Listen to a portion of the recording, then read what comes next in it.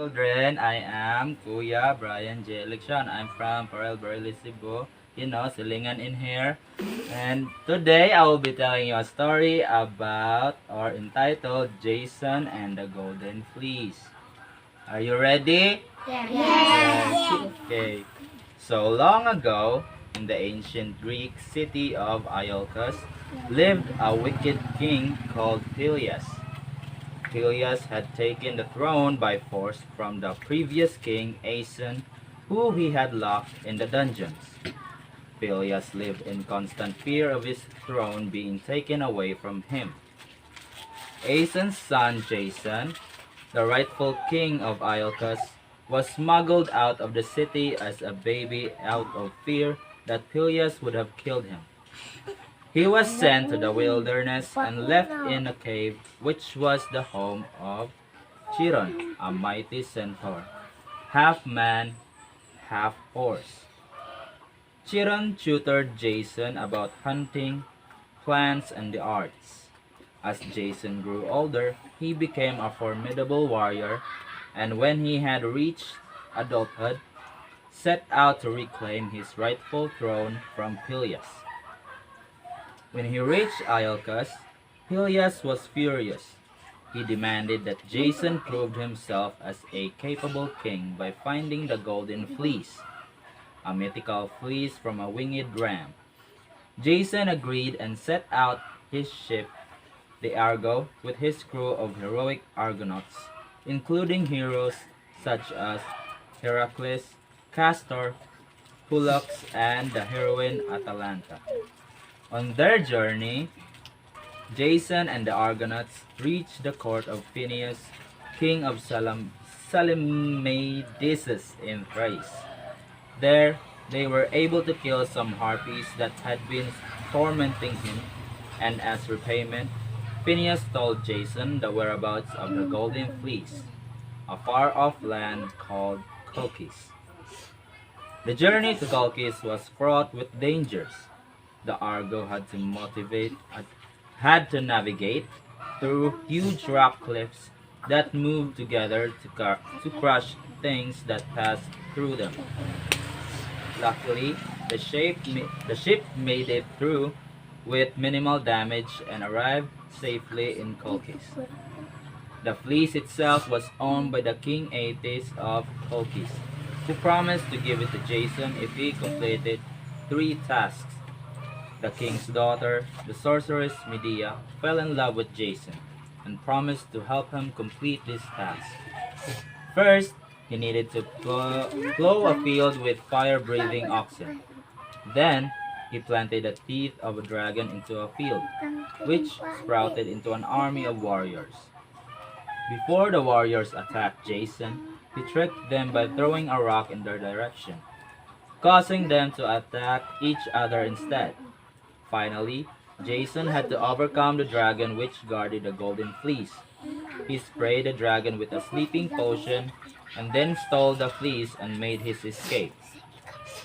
After a long and perilous journey at home, the Argo made it back safely to Iolcus and Jason presented the Golden Fleece to Peleus. Peleus refused to give up his throne, so Medea used her magic to kill him.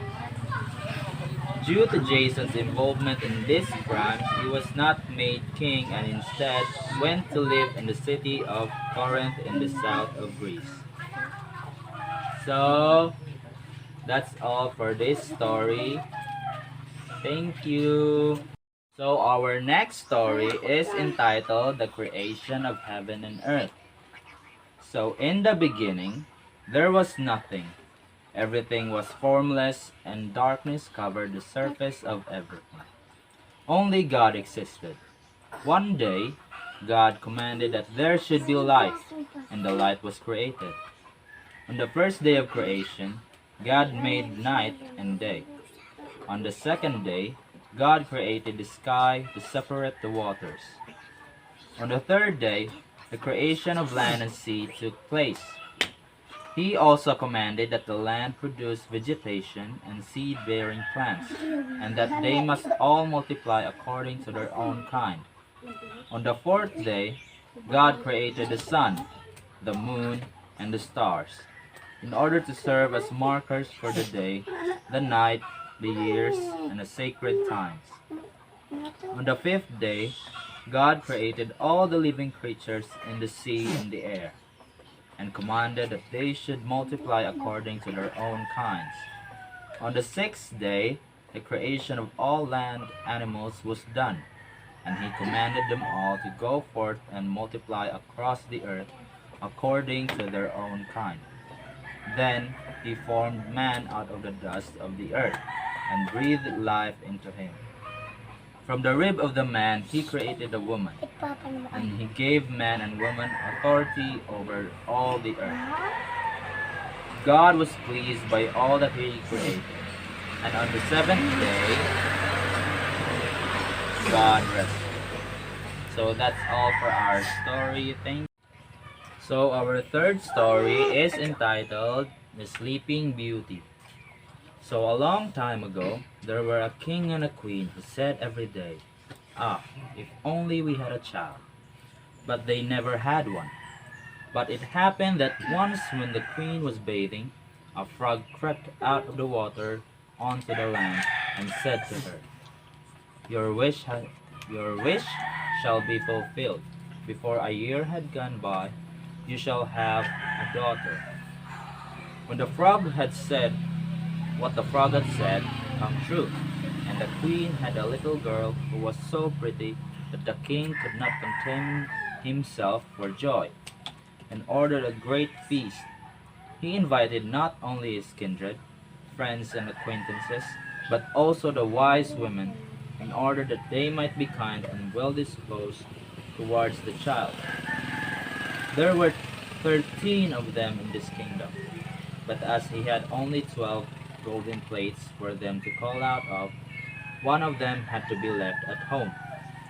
The feast was held with all manner of splendor, and when it came to an end, the wise women bestowed their magic gifts upon the baby. One gave virtue, another beauty, a third riches, and so on with everything in the world that one can wish for. When 11 of them had made their promises, suddenly the 13th came in. She wished to avenge herself for not having been invited, and without greeting or even looking at anyone, she cried with a loud voice, "The king's daughter shall in her 15th year prick herself with a spindle, and fall down dead." And without saying a word more, she turned round and left the room. They were all shocked, but the 12 whose wish still remained unspoken came forward, and as she could not undo the evil sentence, but only soften it, she said, "It shall not be death, but a deep sleep of 100 years, into which the princess shall fall." Okay, so that's all for our story. Thank you. So, children, this is our last story. It's entitled Cat and Mouse in Partnership. So, a cat had made the acquaintance of a mouse, and had said so much to her about the great love and friendship that he felt for her, that at last the mouse agreed that they should live and keep house together.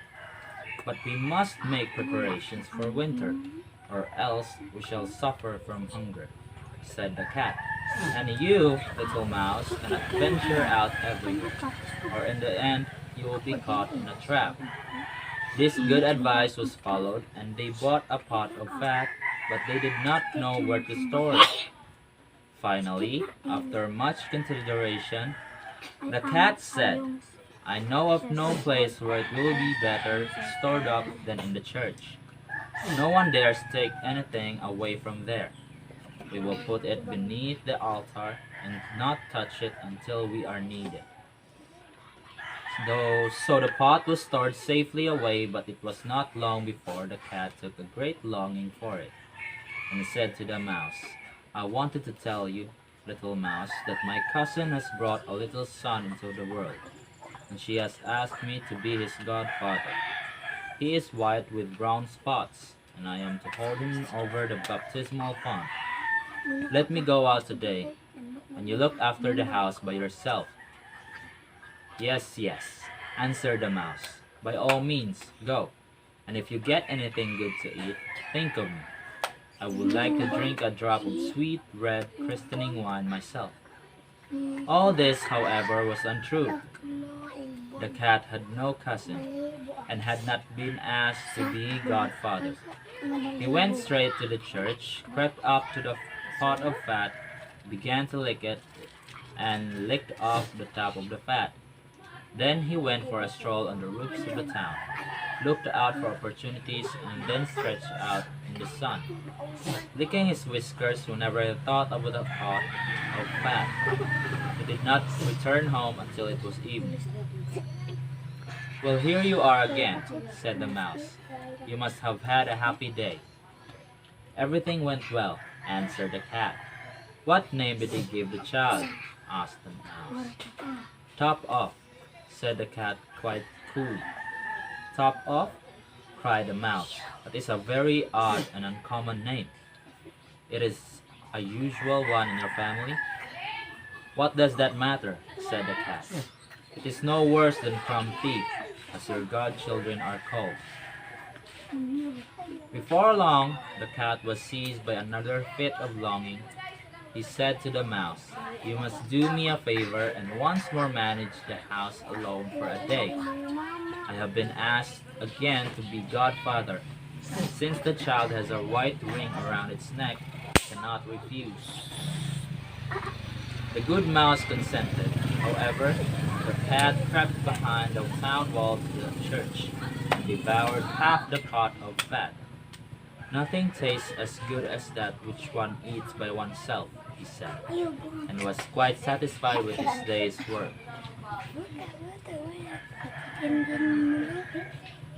From this time forth, no one invited the cat to be godfather. But when winter had come and there was no longer anything to be found outside, the mouse thought of their stored food and said,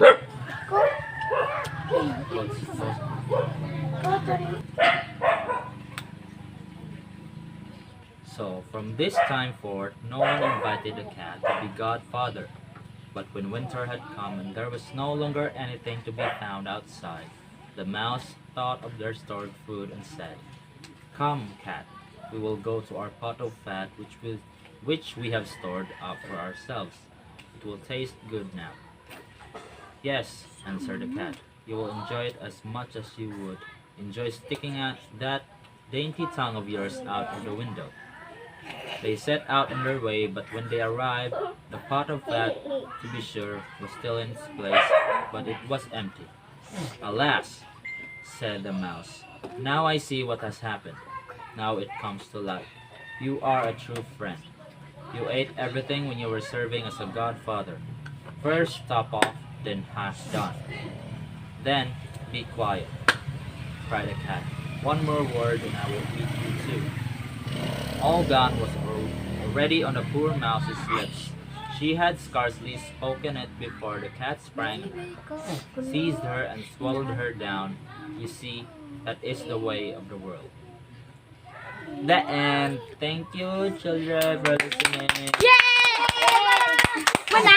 I'm at a payphone. The sun goes down, the stars come out.